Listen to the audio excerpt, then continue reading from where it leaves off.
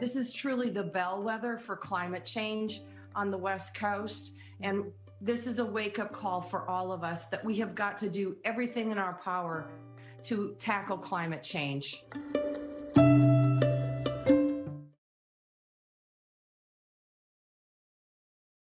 Good morning and welcome to Washington Post Live. I'm Frances Steed Sellers, a senior writer here at the Post. This morning, we're going to be talking about the path to net zero, the lofty goal of balancing the greenhouse gases we produce with those taken out of the atmosphere by 2050. More than 110 countries have signed on, but how do we get there? Today, we're going to start with one of the champions of that cause, Oregon Governor Kate Brown. A very warm welcome to Washington Post Live, Governor Brown. Thank you so much for having me. I'd like to start by talking specifically about some of the executive orders you've signed in Oregon to push the state towards greater energy efficiency. Could you talk about a couple of the key issues you've taken on and how you're doing?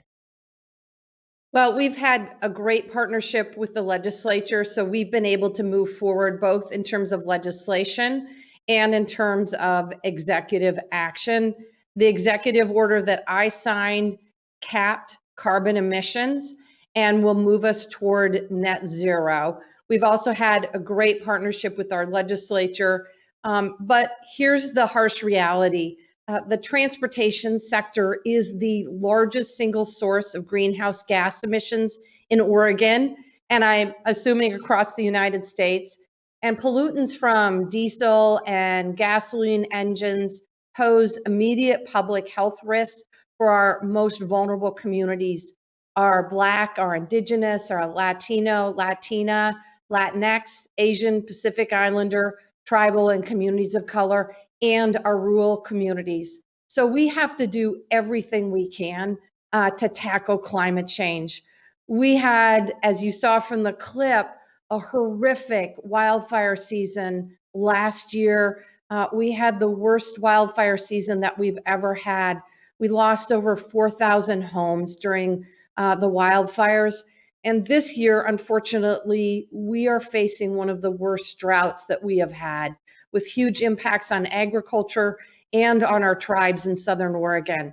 So it's critically important that we move forward. That's why I signed an executive order to reduce greenhouse gas emissions in Oregon by 45% of 1990 levels by 2035 and 80% by 2050. Obviously, transportation is a critical part of that plan.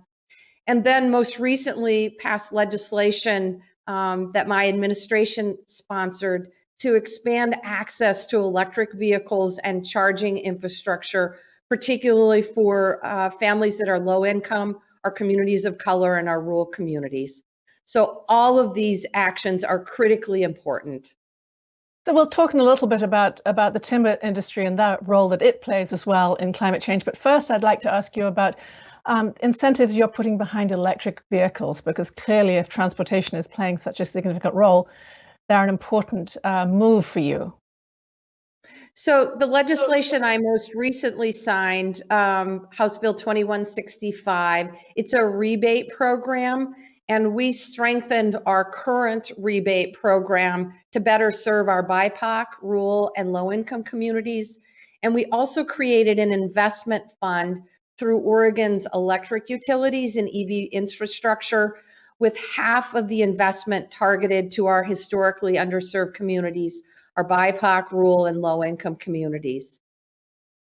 Thank you. And what about charging stations? I gather you've put a number of charging stations along some of the major corridors for commercial vehicles. How do they fit into this plan? Well, I just have to brag for a minute about Oregon. because of the work my administration has done, and because Oregonians want to lead on progressive public policy tackling the environment, we now have over 34,000 EVs registered in Oregon and 1,900 public chargers. We rank 4th in the nation for EVs per capita. In terms of the commercial side, honestly, this is all developed through an incredibly strong public-private partnership. And Oregon is home to the first public commercial vehicle fast charging station on the I-5 corridor. And this was made possible by a partnership between Daimler Trucks and Portland General Electric. And it is equipped with 8 vehicle charging stations that can be used by electric semi-trucks, buses, and box vans. And it's really the first step to electrify the 1,300 miles of the I-5 corridor along the West Coast. So I'm really excited about it. This is historic. It is long overdue, and I'm really pleased to see the West moving in this direction. So buses are part of this, but are you doing enough, you feel, or do you have intentions to get people actually out of private cars, out of private vehicles, and onto public transportation? Well, yes, Oregon has led in this effort over the last couple of decades. Obviously, the city of Portland is one of the most bike-friendly cities in the entire nation. We have a very strong bus system.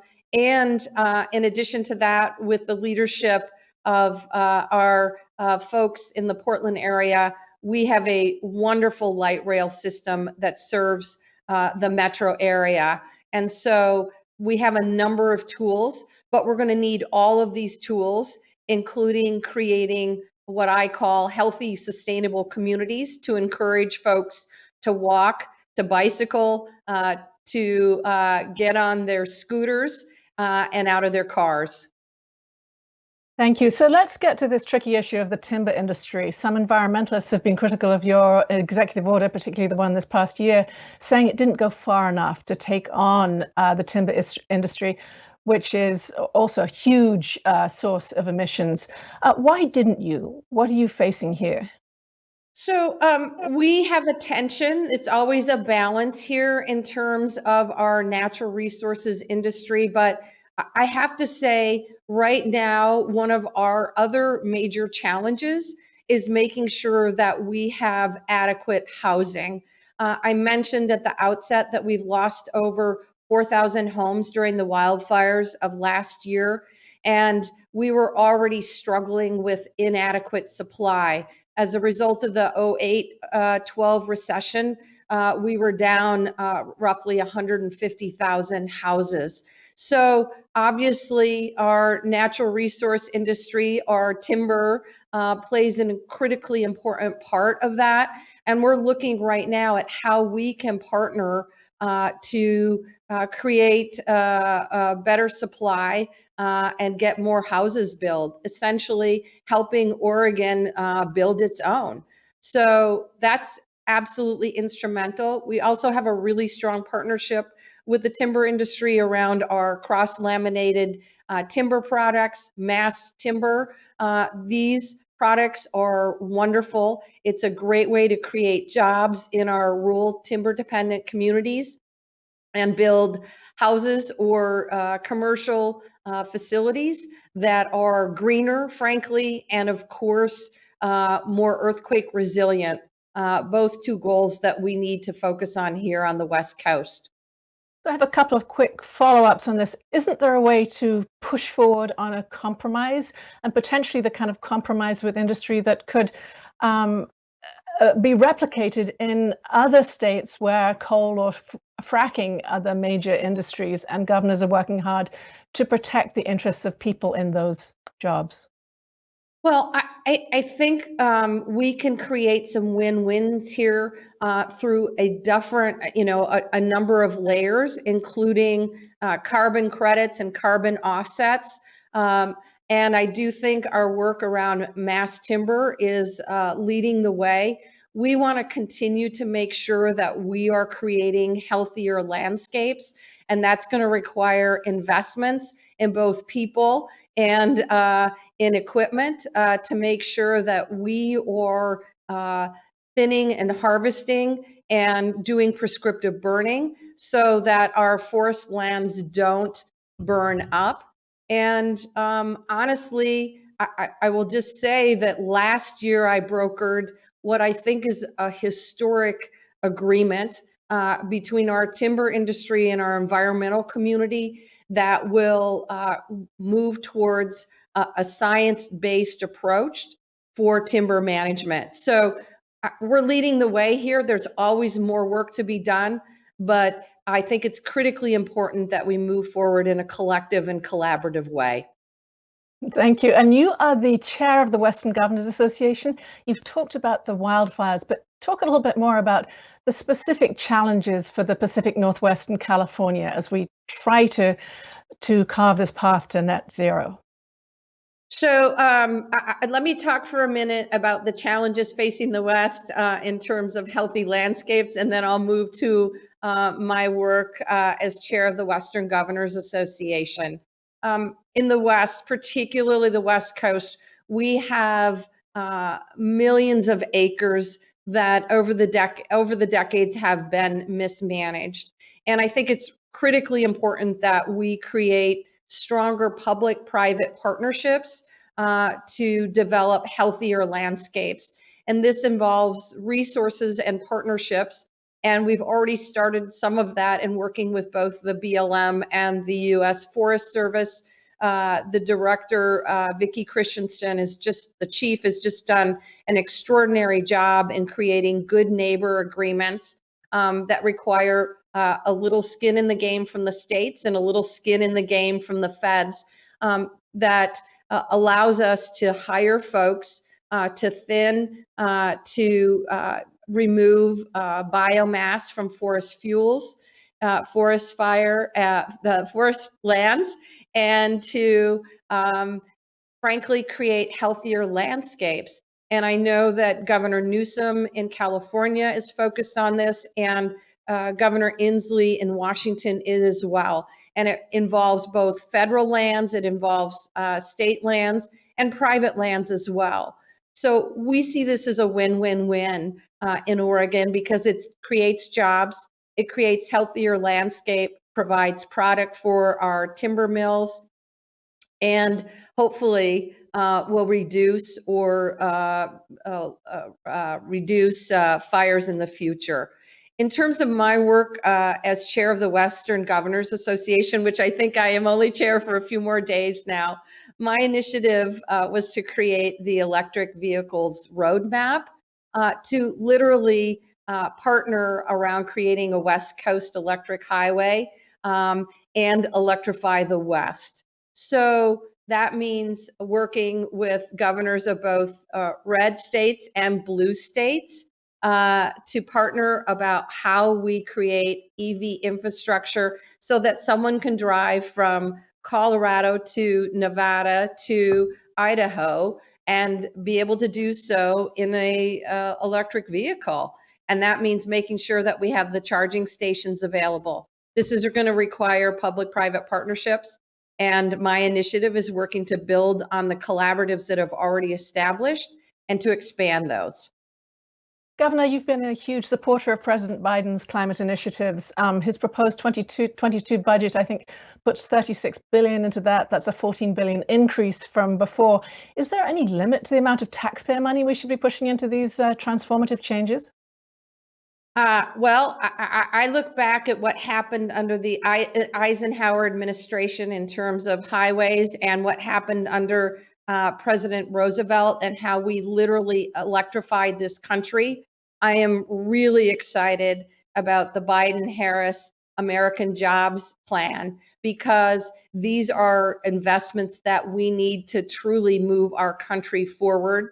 And in Oregon, we've already laid the groundwork so that we can move forward on electric infrastructure that literally will be possible as a result of the investments the Biden and Harris administration wants to make. We are back, frankly, staring down an incredibly challenging wildfire season again. And we know that action is needed now to address the climate crisis. In terms of resources, we have to transform our transportation infrastructure as we rebuild it, and we need the investments to make this happen. I'm watching governors across the nation, both Republican and Democratic governors, invest in and work with their legislature to create significant investments in transportation infrastructure. It's simply not enough. And under President Biden's leadership, Vice President Harris's leadership, I am confident that we will get the additional resources we need to make these transformative investments. So let's talk a little bit more about governors and senators in fossil fuel states. How do you talk to them when they have industries that might be strongly disadvantaged by these changes? That's a really good question. I will tell you that from my perspective as a Democratic governor, Democratic governors see these investments around climate change as a moral imperative, that it is something we must and have to do. But my sense is that Republican governors, particularly as it relates to EV infrastructure, see this as an economic imperative. So it's a great place for us to work together, and governors are very pragmatic. We have to GSD, we have to get stuff done, and both Republican and Democratic governors know that we have to move forward on a transportation infrastructure that meets the needs of the next century. Are there any Western Republican governors you could name? That I can name? Sure, I can name lots of them. My sense is, I have to tell you, in developing this initiative through the Western Governors Association, we had states that weren't part of the Western Governors Association that wanted to come in and work on this collaborative. So yes, I can. So you've talked a lot about moving ahead in agreement with industry, but you've had pushback from industry on your last executive order, and across the country, not only on climate change, but also on the coronavirus, there have been allegations of overreach from governors and pushback from legislators as well. Talk to me about that balance. Where do you see in your own example that there could be some justification for their feeling that you maybe overstepped your legal authority here? Well, the courts have been very clear that I have the authority, at least at this point in time. But I would say that the business community that is challenging my legal authority, these are the same businesses that funded the Republican walkout to prevent the legislature from moving forward on our cap and trade legislation. So you can't have it both ways. You can't both fund a Republican walkout that prevents a quorum from happening and the majorities from taking action, and then also say the governor doesn't have the ability to move forward in tackling these issues. So I'm confident that we will continue to be successful in the courts, and businesses know that the majority of Oregon businesses know that this is a moral imperative, and it is also an economic imperative. Governor, I have probably time for just one last question, but I don't want to let you go without asking you about Portland and the violence that's racked that city with, I think, the 30th homicide. Talk to me about where things stand, what your next steps are, and ideas about police reform there. Let me be perfectly clear. Violence and arson are absolutely unacceptable. We have worked over the last year to ensure that folks that are exercising their free speech rights can do that both safely and peacefully in this state. And I honestly am so proud of the thousands of Oregonians across the state who have issued this long overdue clarion call for racial justice. I join in that effort. And I'm incredibly proud, frankly, of the work that the Oregon legislature is doing in collaboration with my administration to tackle systemic racism, not only in our policing system, but in our criminal justice system. The legislature recently passed 9 additional bills tackling police accountability. I have signed 6 in special sessions last summer. My Racial Justice Council is moving forward both in terms of legislation, but in terms of changing culture in our law enforcement training agency and in our work there. So I'm really pleased about the work we are doing. Is it enough? Absolutely not. We will continue to eradicate racism the same way it was built, brick by brick. And I'm absolutely committed to doing that through my term as Oregon's governor. Governor Brown, thank you very much for sharing that commitment to a more peaceful future. Thank you so much. I'll be back soon with energy expert Dan Yergin. Thank you. Food, water, light. These basic essentials should remain accessible even when times are tough. Through manufacturing and digital technology, Hitachi keeps infrastructure and our daily lives on track, contributing to people's lives every day for 110 years and counting.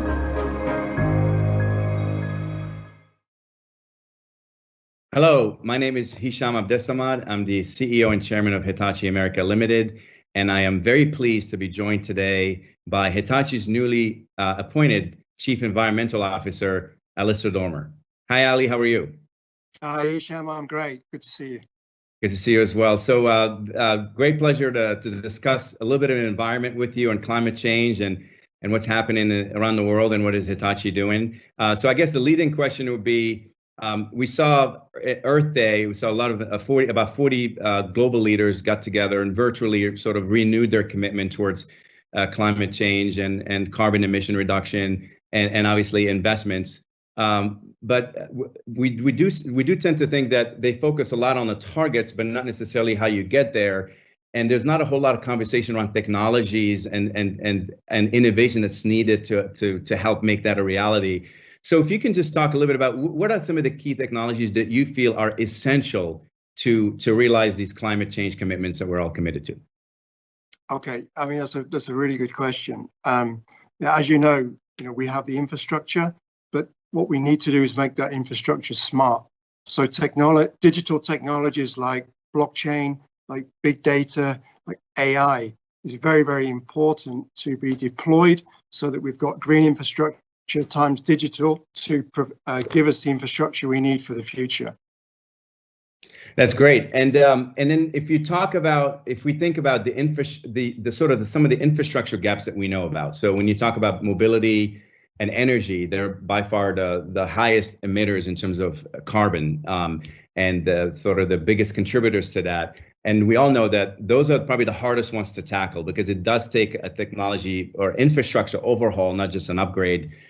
Just talk a little bit about sort of what is Hitachi doing around this sort of infrastructure gap that we're seeing in some of these technologies as it relates to climate change. Just want to get your perspective on that. Yeah, I mean, there's multiple areas that we're involved in. Firstly, in mobility, the most efficient form of transport from a CO2 point of view is rail. So Hitachi has 100 years experience in rail, but in the US in particular, we're involved with the upgrade of Washington Metro, Bay Area Rapid Transit, and electric trains are super efficient. We're also working in terms of how do you eliminate the requirement for diesel trains. So battery technology, hydrogen technology are all very important for the future. And battery technology really comes from the explosion in electric vehicles that we've seen that is continuing to accelerate. So we're involved also with a very important project in the United Kingdom, looking at how do you manage big fleets of EVs. So how do you manage those constraints around range, around the grid, around energy? So that's very important study. And also with our Hitachi ABB power grids, we're bringing energy from the wind farms, from the solar farms into people's houses, but the wind doesn't always blow and the sun doesn't always shine. So how do you manage that and optimize that? You need smart infrastructure. But, you know, in the US, Joe Biden's made some big commitments. Do you think the infrastructure in the US is really up to the challenge? That's a great question. Well, he did make some big commitments, and actually, it's been very well received because it's a major financial commitment to what we call build America better and invest in climate change and invest in our future. Yeah. So if you think about it, the U.S. is definitely needs a lot of upgrades throughout the whole ecosystem. So when we're talking about, if you look at the investments, they're really earmarked in very specific areas that will make the biggest impact to achieve some of these targets. So railway. $85 billion investment to upgrade the whole sort of rail infrastructure, another $80 billion investment to upgrade the Amtrak. And people talk about why rail? Well, as you know, railway, trains, they emit 80% less emissions or carbon emissions than cars. And you know this very well. So that's a big part of the equation. Also in the EV world, $185 billion in EV, whether it's EV as vehicles or charging infrastructures, which is a great start. People wonder, why is the government involved in this? Well, you have to sort of start and kind of encourage the private sector to be a part of. Last year, 1.1 billion metric units, or metric tons of CO2 units were contributed by cars and trucks. So that's a big number. It's 17% of all the carbon emissions in the United States were contributed. So EV has to be a big part of this. And of course, Hitachi's got a lot of capabilities, as you mentioned, and we have grid assets, energy, railway, a lot of digital technologies, and we're ready, and we've learned a lot from what we're doing in Japan and Europe to really be a part of what America is doing. So just to kind of wrap this up, it sounds like Hitachi is a climate innovator in a way, and there is a renewed focus towards climate change. But is that core now to Hitachi's business strategy, or is this just a more of a kind of, hey, this is what we think we should do? I just want to kind of, for people who want to partner with Hitachi, to really understand Hitachi's commitment and perspective around climate change. Yeah, no, Hisham, it's absolutely fundamental and core to what we are all about as a purpose as a company. So we have domain knowledge in energy, domain knowledge in mobility, domain knowledge in industry, and we have an amazing digital capability. So we have the capability to work with governments, with cities, and with companies to help decarbonize. So you can see behind me, we are a major sponsor of COP26, which is the climate change summit at the end of the year in the UK. And this is really to demonstrate to the world that Hitachi is committed. We have signed up to the race to zero. So we will be carbon neutral in our own operations by 2030, and then reduce through the whole value chain by 80% by 2050, working right across our range of partners around the world. So it's an exciting time for us. Indeed, it is. So, Ali, thank you very much for your time with us today. And this ends our segment, and I'll hand it back to the Washington Post. Thanks, Hisham.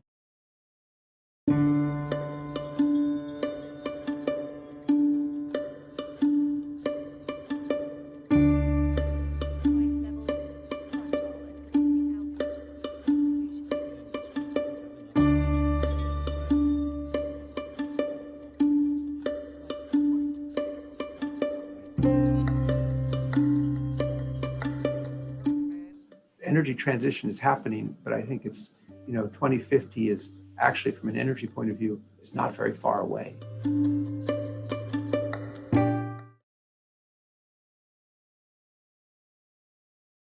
Hello again, and welcome back. I'm Frances Steed Sellers, a senior writer here at the Post. My next guest is one of the most influential voices on energy and climate, the best-selling author and vice president of IHS Markit, Daniel Yergin. Very warm welcome, Daniel Yergin. Just new energy. Frances, I'm glad to be with you. I'm having a little trouble with the sound. I heard you very well. There, now it's better. Okay, good. Let us know if you have any more problems. But we'll. Much better. Good. Dan, I have a question first about this goal of reaching net zero by 2050, and how realistic you think that path to net zero is. Francis, I think you had a phrase in your previous interview where you talked about carving a path to net zero. And I think that's the point. It's carving it. It's a challenge. And we heard a lot from the governor about what they're doing. But there are three big challenges that are there. One is scale and timing. The second are supply chains. And the third is the developing world. And I think we can explore each of those. And in terms of scale and timing, we're actually in the 312th year of the global energy transition, which began in January of 1709 in England. But transitions in the past have been over a century or so, and now trying to do it in 28 years. And that would mean, for instance, building the largest solar plants ever built so far every day from here until 2050. So it's understanding the scale of transforming a $90 trillion world economy. So that's the first issue. The second issue is around supply chains. We can go into more of that. And then big questions about the developing world. So take us back to the most immediate steps we need to take now to achieve what you're describing as a sort of philosophical and physical metamorphosis, unlike any I can think of. What needs to happen now? I mean, let's just take supply chains. To make one electric car battery, you have to move about 500,000 pounds of earth to do that. The sun is free, the wind is free, but the materials are not. So you're talking about increasing lithium supply by 4,300%, cobalt and nickel by 2,500%. These are huge numbers. And it takes, at least right now, according to the International Energy Agency, about 16 years to open a new mine. So how do you do this all at the same time? I think that's a supply chain issue. And then it gets more complicated because who controls the supply chains? A lot of it now passes through China in one way or another. And so you have the geopolitical issues with China, the United States, and the supply chain. And so I think that, when you talk about the challenges on carving that path, that whole issue of supply chains is very important. I think the other question is the developing world. And the US is 15% of emissions, global emissions. I'm on the energy think tank of India, and they're saying, well, we have a lot of poor people who cook with waste wood, which the World Health Organization says is the biggest environmental problem in the world. We want to get them energy. We need to get them natural gas. We need to get them propane for cooking. So that's going in a different direction. And I just did a conversation the other week with the Vice President of Nigeria, who was saying the same thing. We need to build natural gas pipelines. And does the developed world have the right to tell us that we can't? So I think those are the three big challenges that need to be thought through in a very practical way to address getting to net zero carbon. So you've been criticized by some environmentalists for having a lack of confidence in this 2050 goal. What's your message back to them? Simply that things are going to move more slowly? Do you see changes in either cash, technology, or is it all about permitting that could speed these things up? I think directionally, there's no question where things are going. You heard from the governor, electric cars. They're 3% of the vehicles in the United States today. They'll go to, be at least half our fleet by 2050. Average American car stays on the road for 12 years. So it's not to say we can't do these things, but just to say how difficult they are. If you look at this recent International Energy Agency report that got so much attention, a roadmap to net zero, its message is this is really difficult. So where are the answers? I think the big answers are in terms of technology. I think that another answer is in terms of carbon capture technology, which needs to be developed.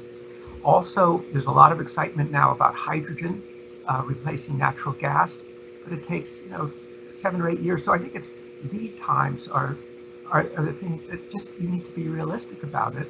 Otherwise, there'll be disappointment. You can't with a magic wand say every car sold tomorrow in the United States can be electric car. And by the way, electric cars, 20% of them are plastic. Right. So you're a global expert on these issues. How are European countries doing? Are there leaders there that the US could be looking to?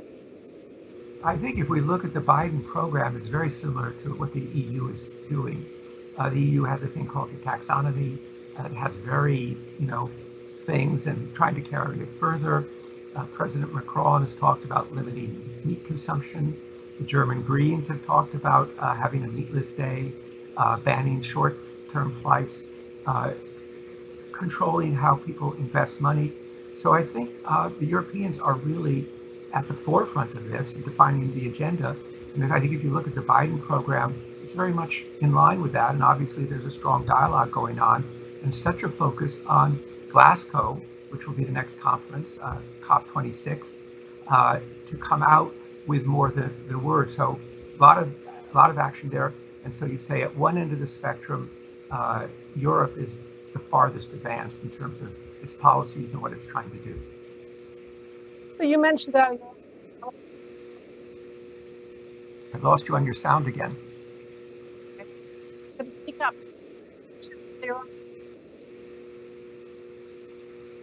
Francis, this sounds. Can the engineers do anything? We'll see if we can get some help. I know they're working on it. I'm hearing from our You're engineering back. team. You're back. I hear you. Okay. Let me rephrase my question. Apologies again, Dan.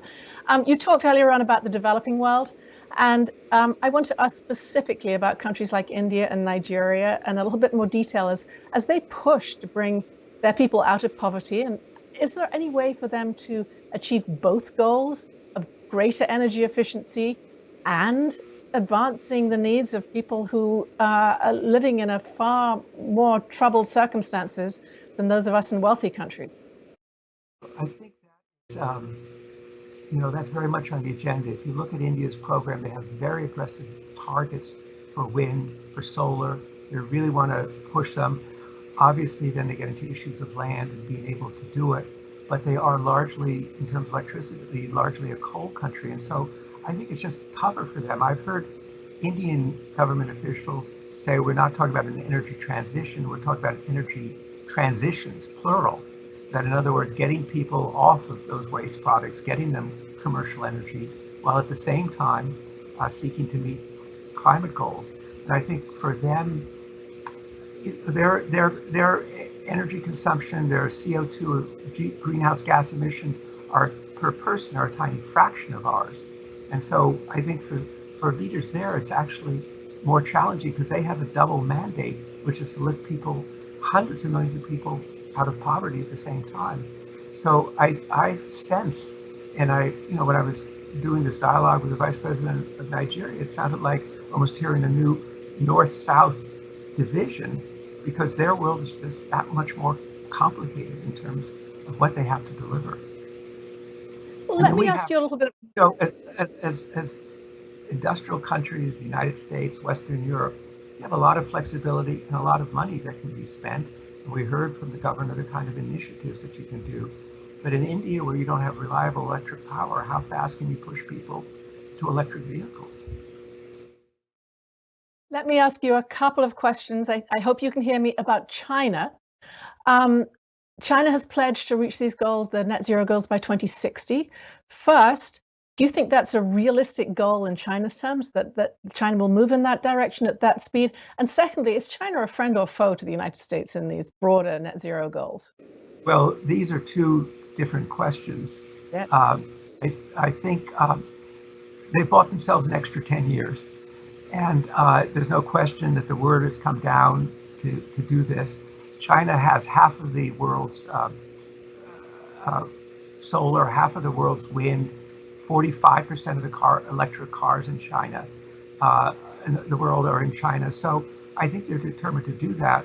I think it's, again, very challenging for a country that gets not just 60% of its electricity, but 60% of its energy from coal. So they have a very big agenda.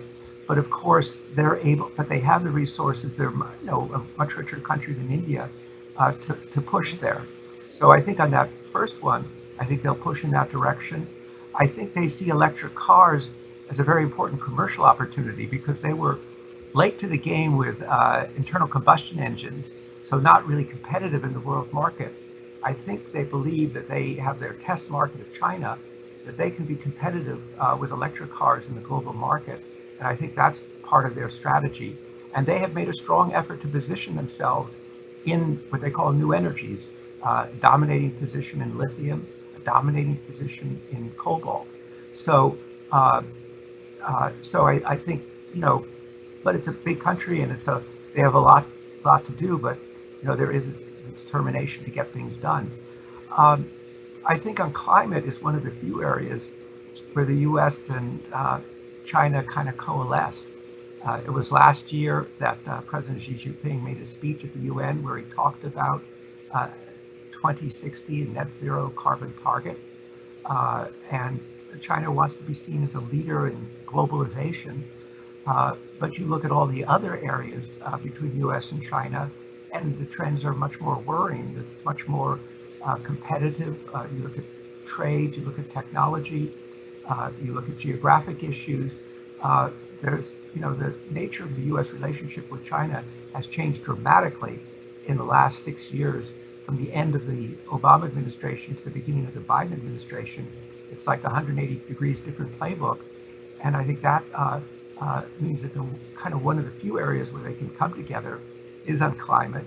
And I think there would not have been the Paris Agreement in 2015 had it not been for President Xi and President Obama coming to an agreement in 2014. You mentioned the automobile industry and that earlier on in that last answer, and you wrote an op-ed in the Wall Street Journal recently about the huge transformation in that industry. Where do you see the car industry 10 years from now? Well, I think 10 years from now, it will be in transition.